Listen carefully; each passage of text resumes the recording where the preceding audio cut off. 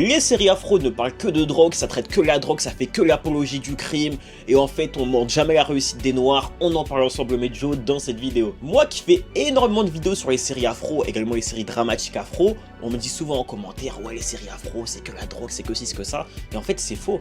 Ça c'est un discours que beaucoup de personnes tiennent, mais c'est totalement faux. Les séries afro ne parlent pas que de drogue, bien au contraire. Effectivement sur ces dernières années, la plupart des grosses séries afro qui ont pété étaient liées à la drogue.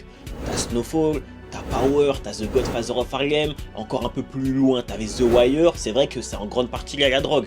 Malgré tout en fait il faut pas nier une évidence, c'est que la drogue est souvent mise en corrélation avec le peuple noir, qu'on le veuille ou non.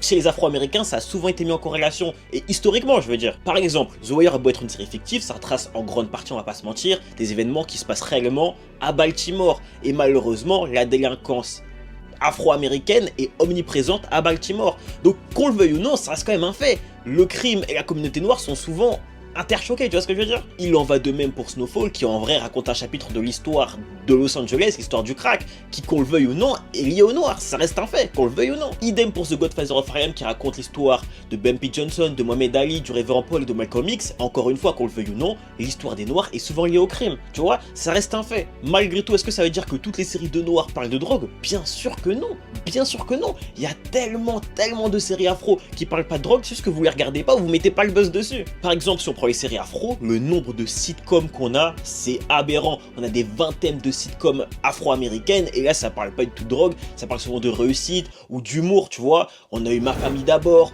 on a eu Marlon, on a eu Blackish, on a eu Bel Air, on a eu plein de séries comme ça. De l'autre côté, on a plein de séries liées au sport, on a eu Swagger, on a eu encore une fois Bel Air, bon pas le Prince de Bel Air, mais l'autre Bel Air justement.